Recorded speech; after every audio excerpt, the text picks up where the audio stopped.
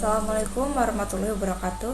Halo semuanya, perkenalkan nama saya Siska Melta Adi dengan NIM 0610 1282 42 9045 dari kelas A Intralayak Universitas Sriwijaya Prodi Pendidikan Kimia.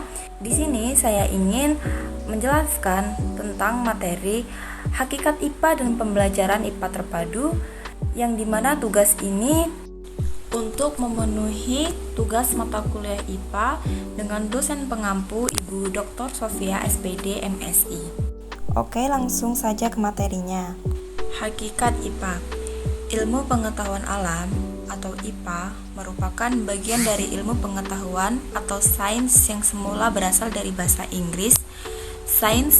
Kata sains berasal dari bahasa Latin scientia yang berarti saya tahu. Wahyana 1986 dalam Trianto 2010 mengatakan bahwa IPA adalah suatu kumpulan pengetahuan yang tersusun secara sistematik dan dalam penggunaannya secara umum terbatas pada gejala-gejala alam.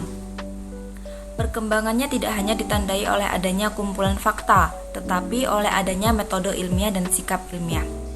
Secara umum, IPA meliputi 3 bidang ilmu dasar, yaitu biologi, fisika, dan kimia. Fisika merupakan salah satu cabang dari IPA dan merupakan ilmu yang lahir dan berkembang lewat langkah-langkah observasi, perumusan masalah, penyusunan hipotesis, pengujian hipotesis melalui eksperimen, penarikan kesimpulan, serta penemuan teori dan konsep.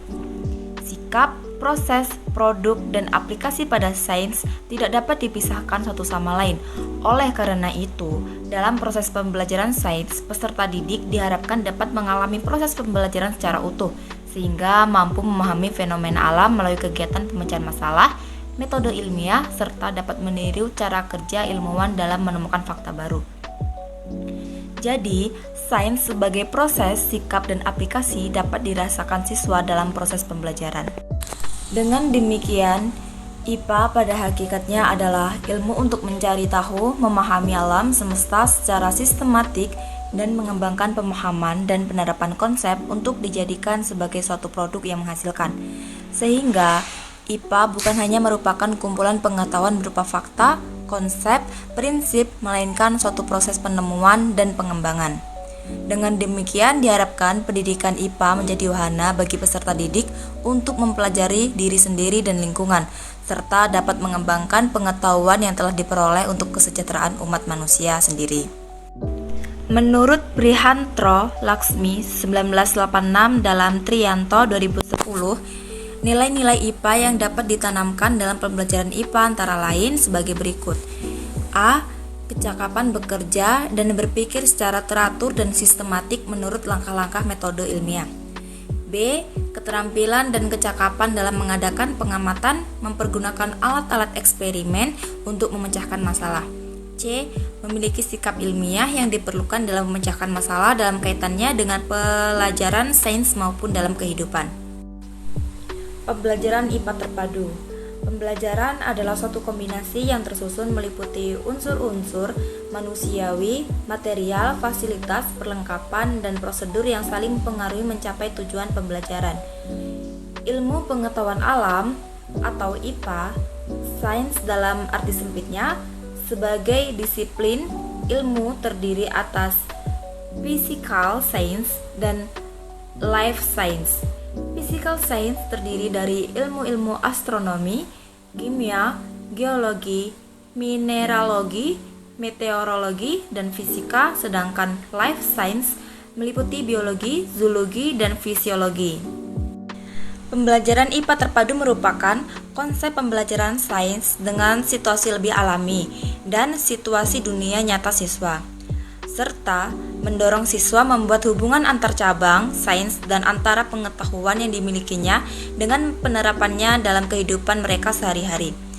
Pembelajaran IPA terpadu adalah pembelajaran yang memiliki hubungan erat dengan pengalaman sesungguhnya. Tujuan pembelajaran IPA terpadu adalah sebagai berikut. Yang pertama, yaitu meningkatkan efisiensi dan efektivitas pembelajaran. Yang kedua, meningkatkan minat dan motivasi. Yang ketiga, Beberapa kompetensi dasar dapat dicapai sekaligus. Konsep pembelajaran IPA terpadu.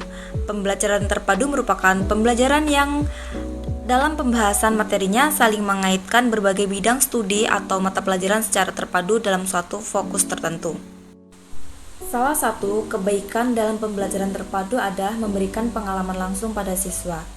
Ditinjau dari cara memadukan konsep, keterampilan, topik, dan unit tematisnya, terdapat 10 cara atau model dalam pembelajaran terpadu, yaitu yang pertama fragmented, yang kedua connected, yang ketiga nested, yang keempat sequenced, yang kelima shared, yang keenam webbed, yang ketujuh threaded, yang kedelapan integrated, yang kesembilan immersed, yang kesepuluh networked. Itu menurut Robin Fogarty 1991. Dari sejumlah model pembelajaran terpadu, 3 diantaranya sesuai untuk dikembangkan dalam pembelajaran sains di tingkat pendidikan di Indonesia. Ketiga model yang dimaksud adalah model keterhubungan atau connected. Yang kedua, model jaring laba-laba, webbed, dan model keterpaduan, integrated.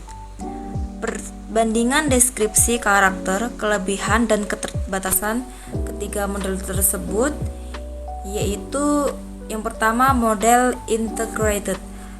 Karakteristiknya pembelajaran konsep pada beberapa KD yang beririsan atau tumpang tindih. Hanya konsep yang beririsan yang dibelajarkan. Kelebihannya, pemahaman terhadap konsep lebih utuh, holistik, lebih efisien, dan sangat kontekstual. Keterbatasannya, KD-KD yang konsepnya beririsan tidak selalu dalam semester atau kelas yang sama, menuntut wawasan dan penguasaan materi yang luas, sarana prasarana misalnya buku belum mendukung. Yang kedua yaitu model webbed. Karakteristiknya membelajarkan beberapa KD yang berkaitan melalui sebuah tema.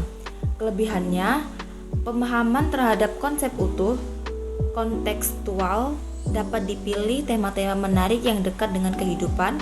Keterbatasannya yaitu KD-KD yang konsepnya berkaitan tidak selalu dalam semester atau kelas yang sama, tidak mudah menemukan tema pengait yang tepat. Yang ketiga yaitu model connected. Karakteristiknya membelajarkan sebuah KD, konsep-konsep pada KD tersebut dipertautkan dengan konsep pada KD yang luas atau yang lain.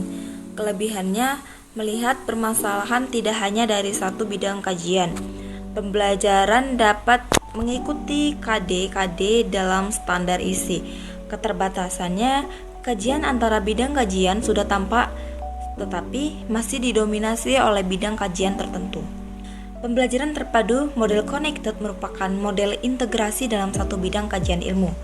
Menurut Pusat Kurikulum 2006, model connected mempunyai karakteristik menghubungkan suatu konsep dengan konsep lain, topik dengan topik lain, satu keterampilan dengan keterampilan lain, ide yang satu dengan ide yang lain tetapi masih dalam lingkup satu bidang studi misalnya IPA.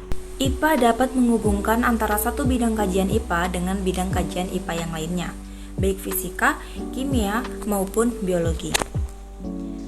Perangkat pembelajaran. Seorang guru dalam pembelajaran tidak hanya memberikan materi yang ada di dalam buku teks kepada siswa. Guru hendaknya mempersiapkan terlebih dahulu materi yang akan disampaikan dan menyusun kelengkapan suatu perangkat dalam mengajar agar tujuan pembelajaran yang diinginkan tercapai. Selain itu, agar guru siap dalam melaksanakan tugas untuk mengelola kelas sehingga pembelajaran berlangsung secara interaktif, inspiratif, menyenangkan, dan memotivasi siswa untuk berpartisipasi aktif. Perangkat pembelajaran merupakan sekumpulan bahan, alat, media, petunjuk, dan pedoman yang digunakan oleh guru dan siswa dalam proses pembelajaran di kelas. Berikut ini dipaparkan masing-masing perangkat pembelajaran yang dimaksud. Yang pertama, silabus.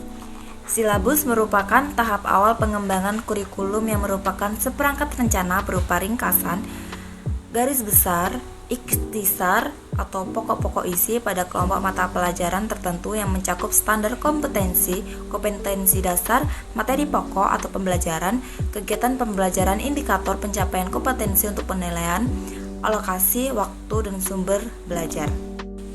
Menurut BNSP 2006, dalam mengembangkan silabus harus memenuhi beberapa prinsip, yaitu ilmiah, relevan, sistematis, konsisten, memadai, aktual dan konseptual, fleksibel, menyeluruh.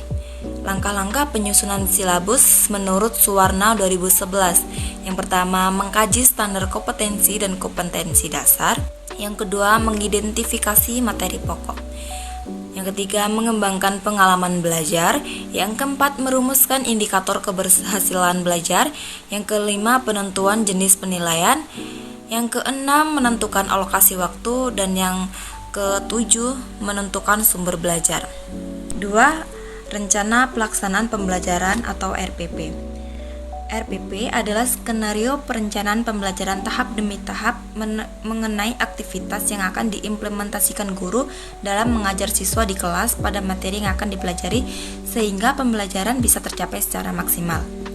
Fungsi RPP menurut Mulyasa 2009 terdapat dua, yaitu yang pertama fungsi perencanaan yang dapat mendorong guru lebih siap melakukan kegiatan pembelajaran dengan perencanaan yang matang. Oleh karena itu, setiap guru wajib memiliki persiapan, baik persiapan tertulis dan tidak tertulis. Kedua, yaitu fungsi pelaksanaan. Fungsi pelaksanaan RPP adalah untuk mengefektifkan proses pembelajaran sesuai dengan apa yang direncanakan. Oleh karena itu, kegiatan pembelajaran harus terorganisasi melalui serangkaian kegiatan tertentu dengan strategi yang tepat. Prinsip pengembangan RPP.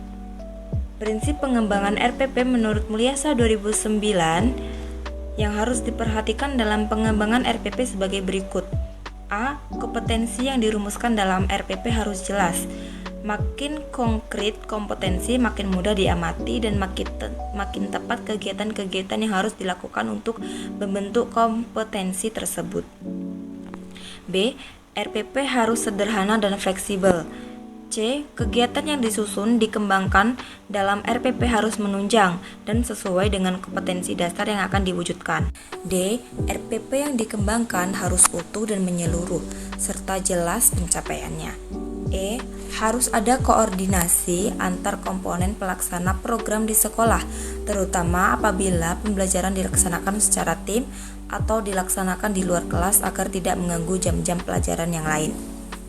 Struktur RPP menurut Trianto 2011. Langkah-langkahnya yaitu mengisi kolom identitas, menentukan alokasi waktu pertemuan, menentukan SK dan KD serta indikator, merumuskan tujuan sesuai SK dan KD serta indikator, mengidentifikasi materi standar, menentukan pendekatan, model dan metode pembelajaran, merumuskan langkah-langkah pembelajaran yang terdiri dari kegiatan awal, inti, dan akhir, menentukan sumber belajar, dan yang terakhir menyusun kriteria penilaian.